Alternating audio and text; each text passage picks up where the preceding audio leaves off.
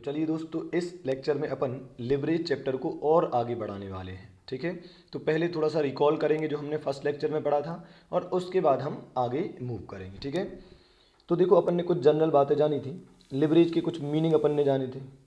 ठीक बात है, जैसे कि लिवरेज का मतलब हमने जाना था रिलेशनशिप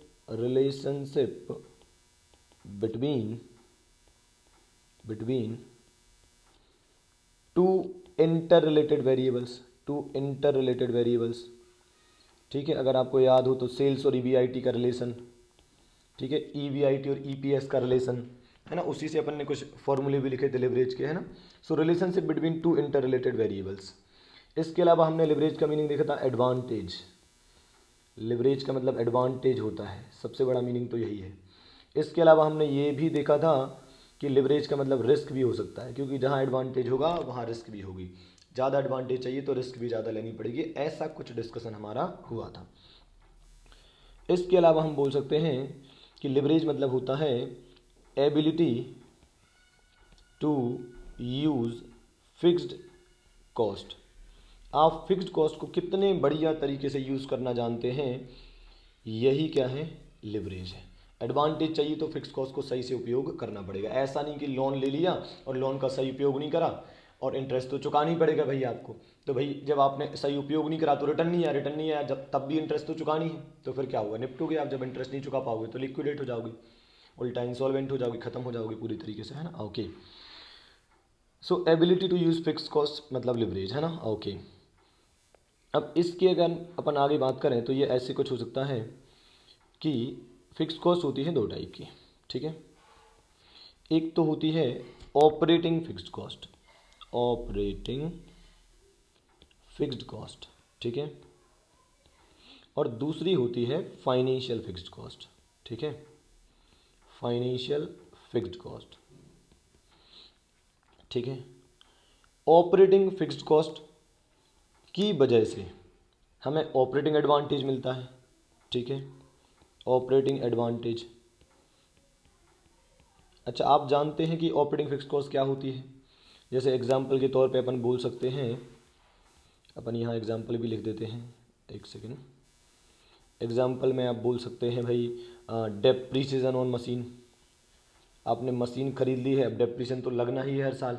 अब आप उस मशीन से सही सेल्स रेवेन्यू जनरेट कर पाएँ तो अच्छी बात है, नहीं तो वो तो डेप्रीसिएट हो ही जानी है। सपोज 10 साल का लाइफ है तो 10 साल में ख़त्म हो जाएगी।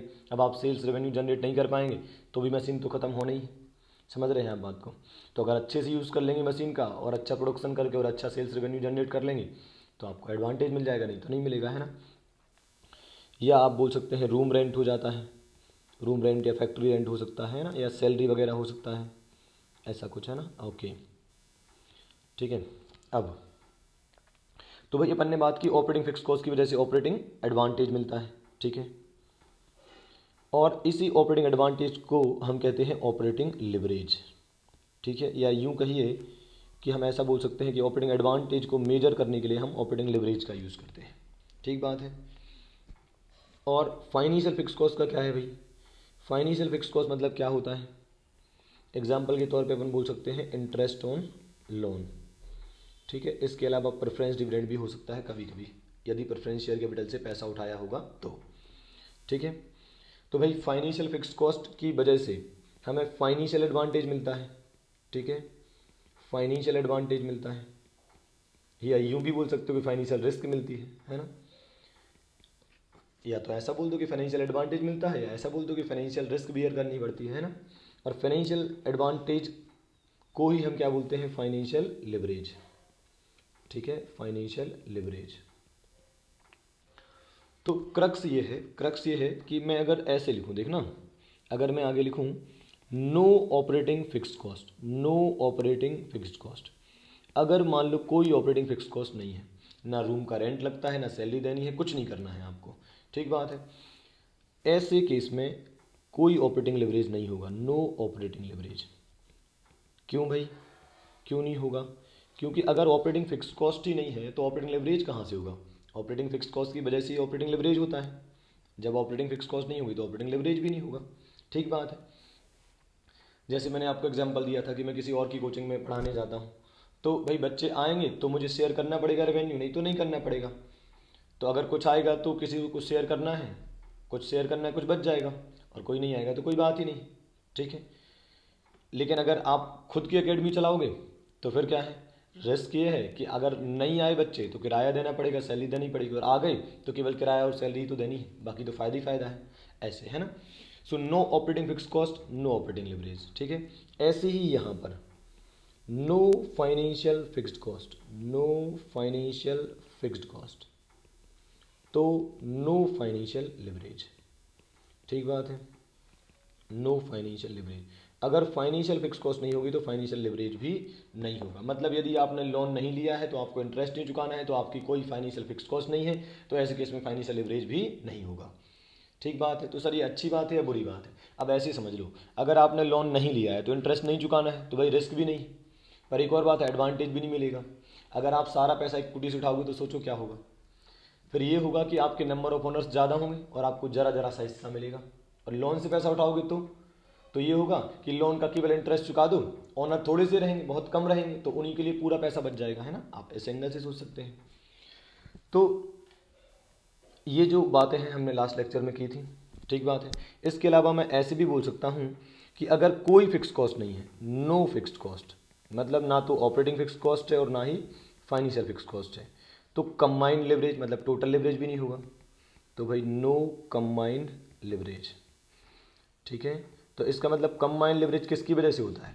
टोटल फिक्स्ड कॉस्ट की वजह से। टोटल फिक्स्ड कॉस्ट मतलब operating fixed cost plus financial fixed cost, ठीक बात है, ओके। अच्छा, एक और बात बता दूं आपकी जानकारी के लिए कि आपने कभी कभी ऐसा सुना होगा शायद, या ना भी सुना हो, कि जो लिवर्ड शब्द एक आपने सुना होगा, लिवर्ड। तो ऐसा कहा जाता है कि if a firm is having debt in its capital structure, in its capital structure, ठीक है, स्ट्रक क्या लिख दिया, एक सेकेंड रुकना, स्ट्रक्चर, ठीक है, then it is said to be levered firm। तो इसे levered firm कहा जाता है। क्या मतलब हुआ सर? अगर कोई कंपनी है, कोई एंटिटी है जिसने लोन से भी पैसा उठाया है, ठीक बात है, तो उसे लिवर्ड फर्म भी कहा जाता है। और अगर आपने लोन से नहीं उठाया है तो उसे अनलिवर्ड कहा जाता है। तो समझ रहे, कहीं ना कहीं लिवर का कनेक्शन कहाँ से? डेट से। अगर कंपनी के कैपिटल स्ट्रक्चर में, अगर कंपनी के कैपिटल में डेट नहीं है, लोन नहीं है, तो हम कहेंगे कि वो एक अनलिवर्ड एंटिटी है, एक अनलिवर्ड कंपनी, एक अनलिवर्ड फर्म है। और अगर डेट है तो लिवर्ड फर्म है, ठीक बात है। तो कहीं ना कहीं लीवर मतलब डेट, क्योंकि डेट पर हमें फिक्स्ड इंटरेस्ट चुकाना पड़ता है ना। तो ये शब्द भी हमें आगे चल के सुनने मिलेगा कि अगर किसी फर्म में डेट है तो उसे लिवर्ड फर्म भी कहा जाता है, और नहीं है डेट तो उसे अनलिवर्ड कहा जाता है, ठीक बात है, ओके। इतना समझ में आया आपको? इसके अलावा अपन ने कुछ फॉर्मूले पढ़े थे, अगर आपको याद हो तो।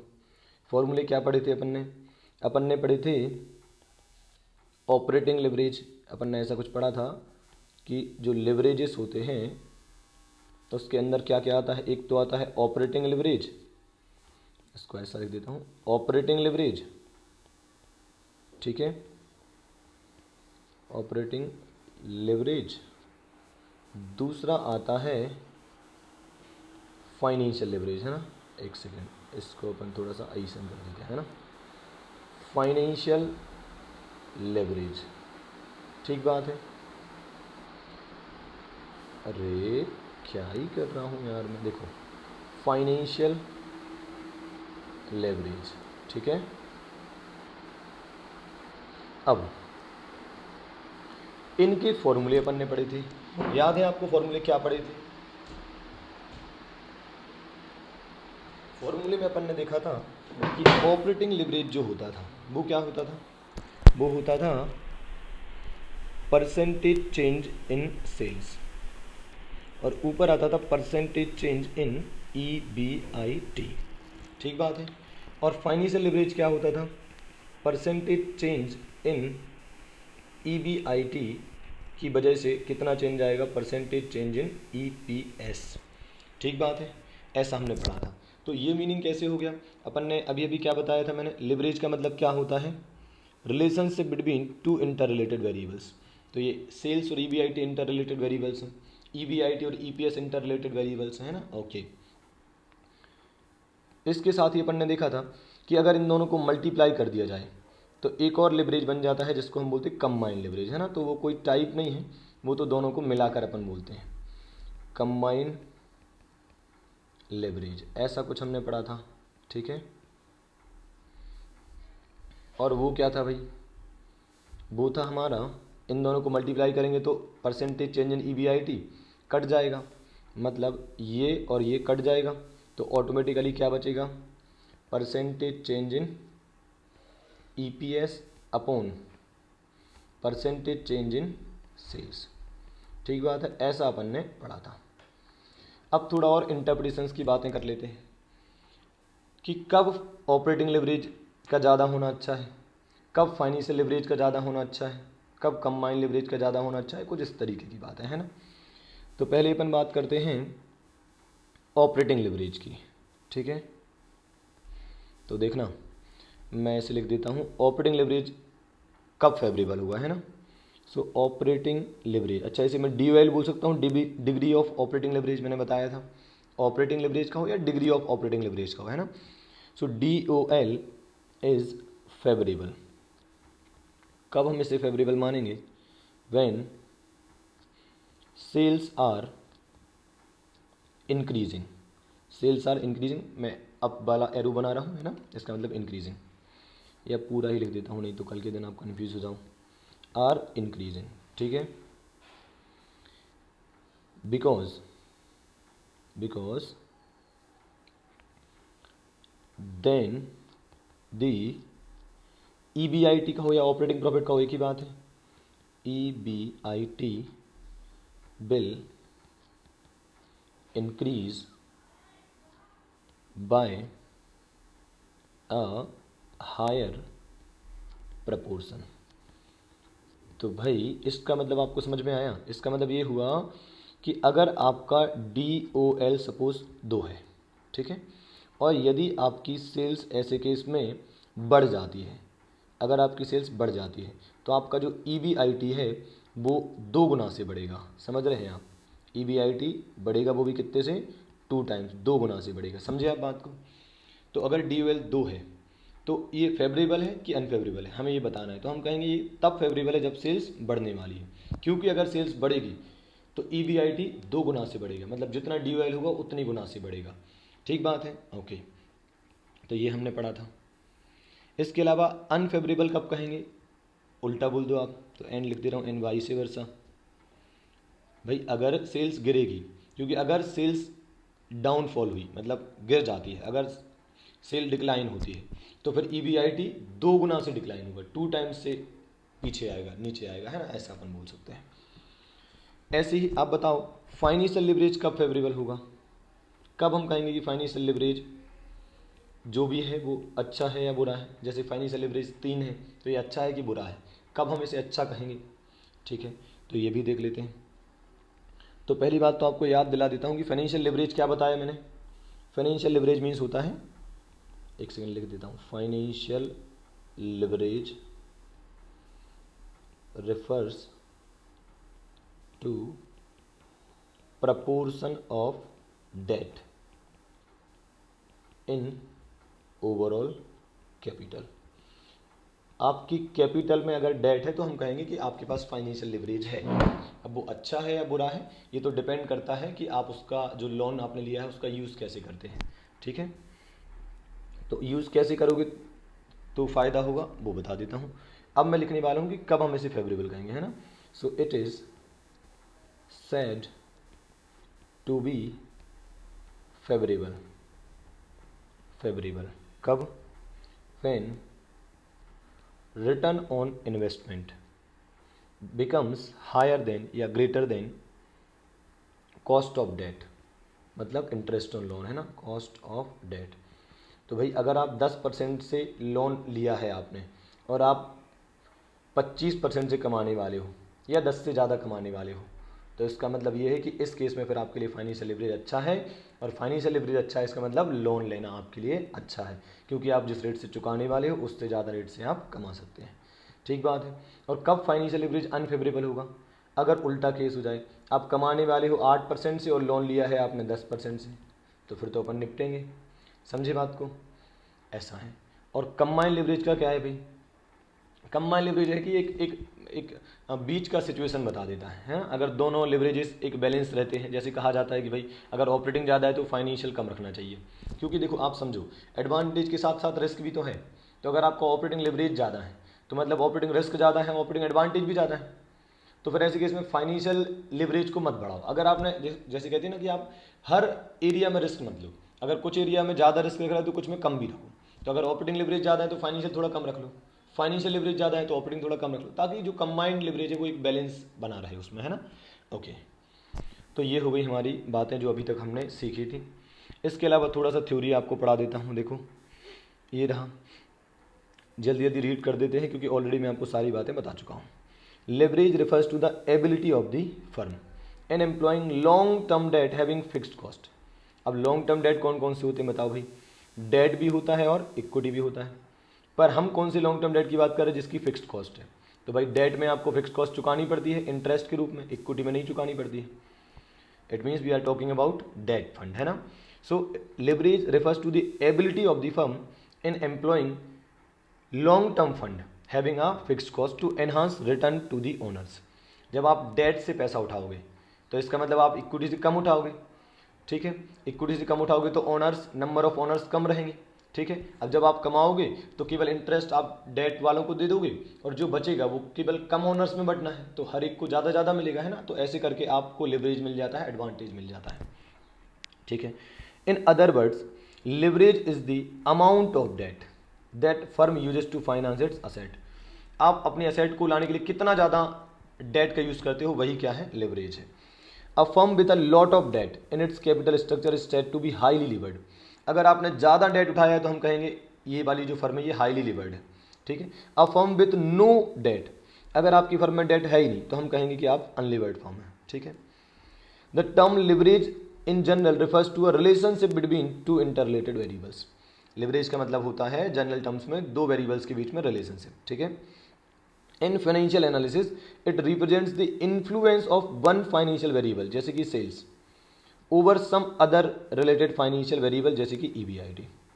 तो भाई फाइनेंशियल एनालिसिस में लिवरेज ये बताता है कि एक वेरिएबल में चेंज होने पर दूसरे वेरिएबल में क्या चेंज होता है ना। ओके, दीज फाइनेंशियल वेरिएबल्स में भी सेल्स रेवेन्यू, ईबीआईटी और ईपीएस कुछ भी हो सकते हैं ना। Okay, types of leverage, operating leverage, financial leverage, combined leverage, ठीक है।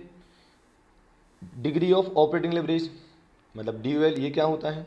Operating leverage may be defined as the firm's ability to use fixed operating cost to magnify the effect of changes in the sales on its EBIT। तो आपको याद हो मैंने first lecture में पूरा बताया था कि अगर आपने कोई फिक्स कॉस्ट नहीं लगाई है तो आपको उतना ही रिटर्न मिलेगा जितने आपने एफर्ट्स लगाए होंगे, उससे ज़्यादा नहीं मिलेगा। जबकि अगर आपकी फर्म में फिक्स्ड कॉस्ट होगी तो आप जितने एफर्ट लगाओगे उससे ज़्यादा रिटर्न आपको मिलेगा, ठीक है। So operating leverage means firm's ability to use fixed operating cost, ठीक बात है। ओके, फिर क्या है? The operating leverage exist only when there are fixed cost. मतलब अगर फिक्स्ड कॉस्ट होगी, ऑपरेटिंग फिक्स्ड कॉस्ट होगी तो ही ऑपरेटिंग लिवरेज होगा, अदरवाइज नहीं होगा। फिर बात करते हैं फाइनेंशियल लिवरेज की। Degree of financial leverage is the ratio of percentage increase in EPS to the percentage increase in EBIT, ठीक बात है। तो ये तो अपन पढ़ चुके हैं, percentage change in EPS divide by percentage change in EBIT, है ना। Okay, financial leverage is also defined as the ability of the firm to use fixed financial charges to magnify the effect of changes in EBIT on EPS. मतलब आप कितने बढ़िया तरीके से financial fix charges का उपयोग कर रहे हो। फाइनेंशियल फिक्स चार्जेस मतलब इंटरेस्ट, सिंस आपने लोन लिया है और उस पर आप इंटरेस्ट चुका रहे हो, तो उस लोन का आप कितने बढ़िया तरीके से यूज़ कर रहे हो, यही क्या है? यही उससे जो एडवांटेज मिलेगा वही क्या है आपके लिए? फाइनेंशियल लिवरेज है, ठीक है।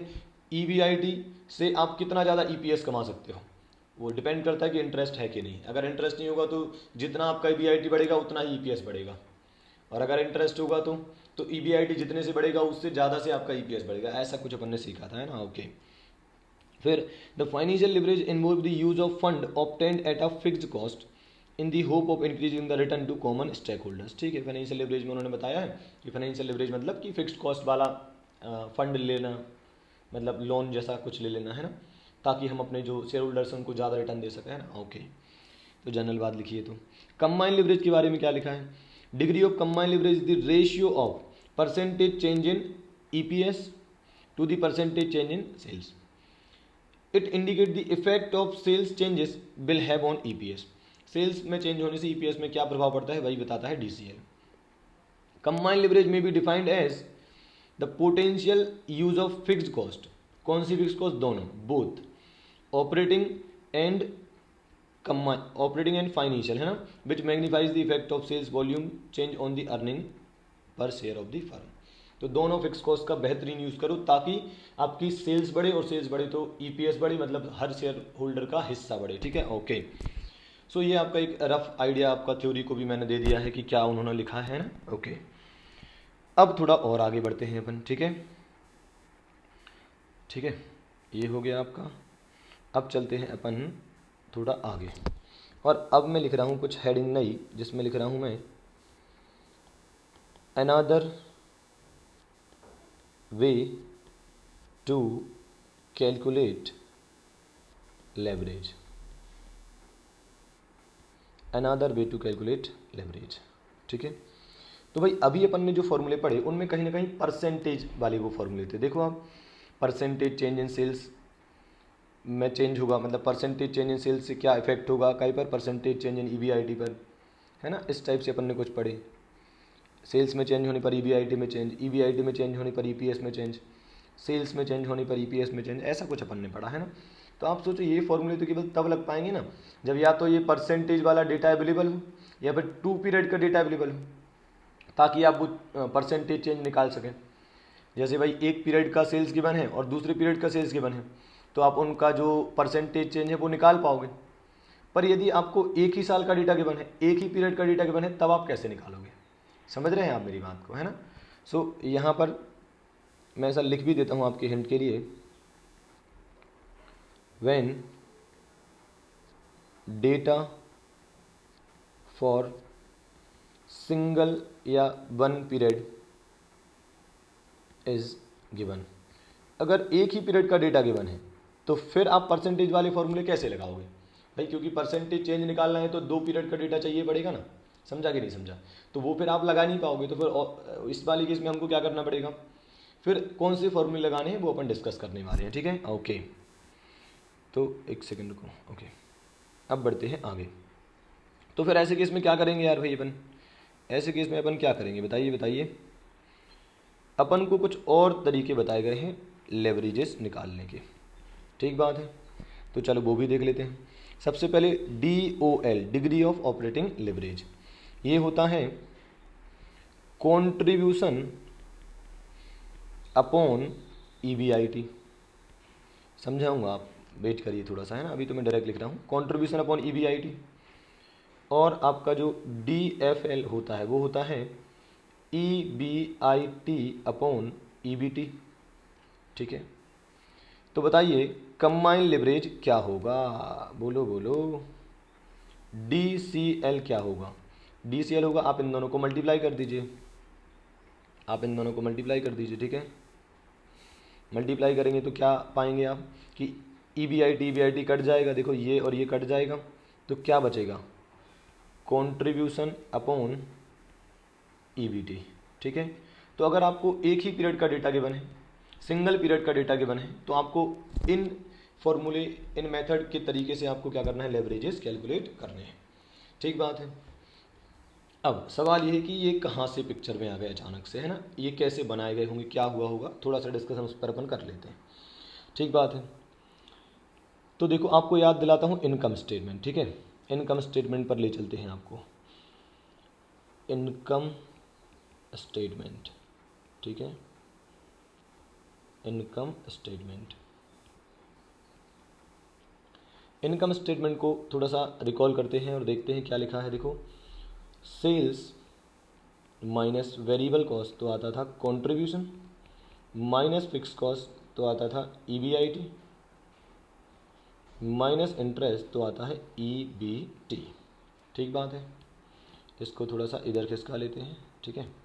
चलो अब एग्जाम्पल में अपन कुछ रख भी लेते हैं। मान लो सेल्स है आपकी 1000, वेरिएबल कॉस्ट है आपकी 6000, तो कंट्रीब्यूशन आ गया आपका 4000, फिक्स कॉस्ट है 1000 तो ये आ गया 3000, ठीक है। और इंटरेस्ट है सपोज़ 500 तो ये हो गया 2500, ठीक बात है। अब समझना कुछ ज़रूरी बातें। ये जो इंटरेस्ट होता है ये कहलाती है फाइनेंशियल फिक्स कॉस्ट। कौन सी कहलाती है? Financial fix cost.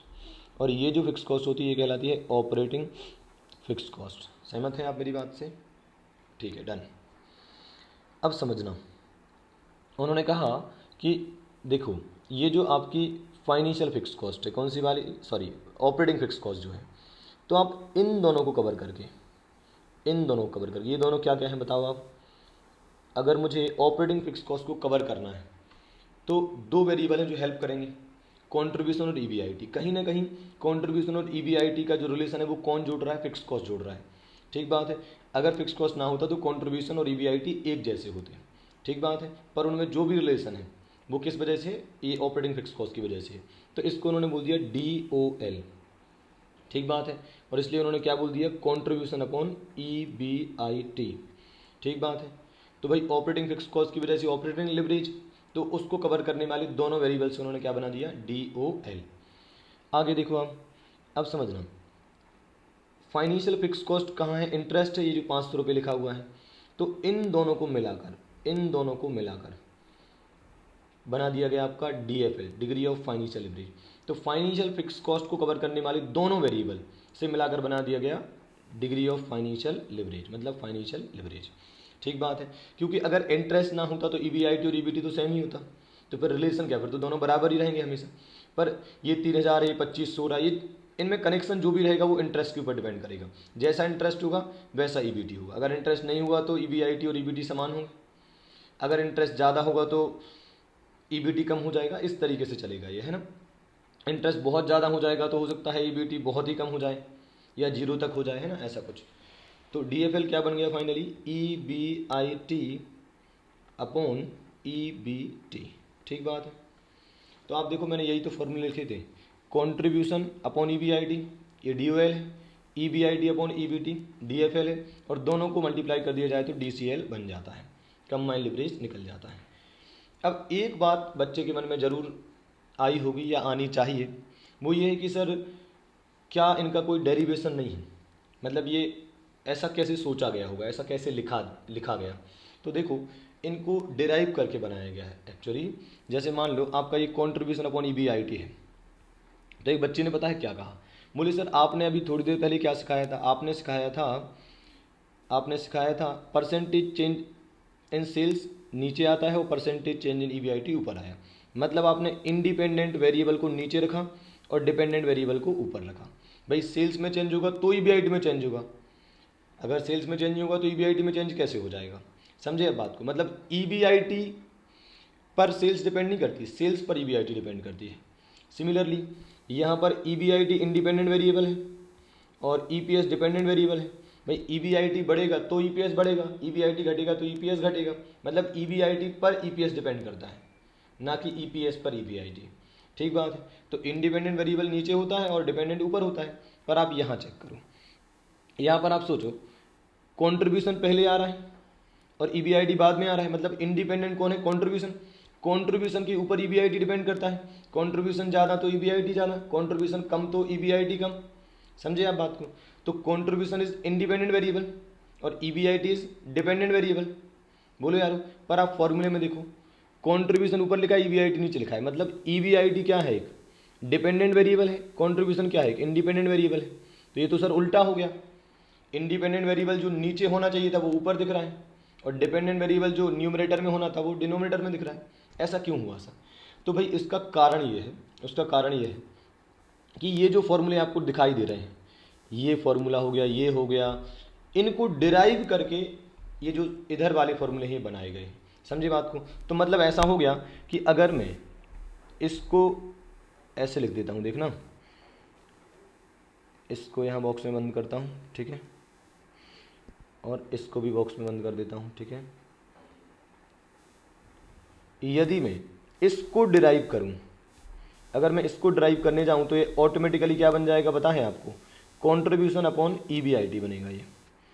और अगर इसको ड्राइव करने जाऊँ तो ये बनेगा EBIT अपॉन EBT, समझे बात को।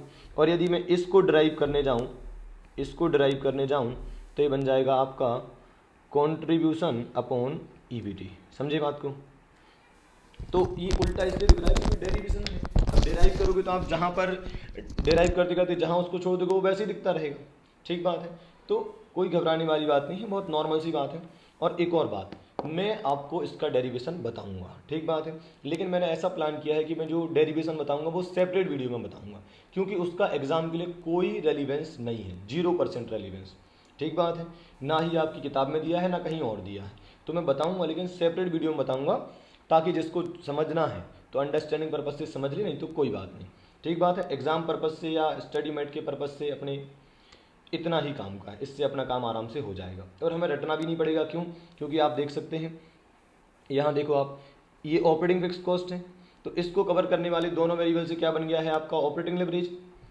फिर ये जो इंटरेस्ट है ये आपका फाइनेंशियल फिक्स कॉस्ट है, तो इससे कवर करने वाले दोनों फैक्टर से क्या बन गया है फाइनेंशियल लेवरेज, तो कोई दिक्कत नहीं। और समझना, दोनों को कवर करने वाला क्या कहलाता है कंबाइंड लेवरेज। तो अगर मुझे इसको और इसको इन दोनों को कवर करना है तो क्या फॉर्मूला बनाऊं, तो सिंपल तरीका है, आप इन दोनों को बना लो कॉन्ट्रीब्यूशन अपॉन EBT, तो आपकी ऑपरेटिंग फिक्स कॉस्ट भी कवर हो गई और फाइनेंशियल फिक्स कॉस्ट भी कवर हो गई। तो देखो फॉर्मूला कॉन्ट्रीब्यूशन अपॉन EBT, देखो यहाँ भी यही लिखा है, तो आप DOL और DFL को मल्टीप्लाई करके निकालोगे तो भी यही आना है। और आप ऐसे देख लो कि भाई दोनों फिक्स कॉस्ट को कवर करना है, तो देखो ये भी कवर हो गई ये भी कवर हो गई, आप इसको ऐसा बना लो, समझे बात को। तो इस तरीके से हम ऑपरेटिंग लेवरेज, फाइनेंशियल लेवरेज और कंबाइंड लेवरेज कैलकुलेट कर सकते हैं, ठीक बात है।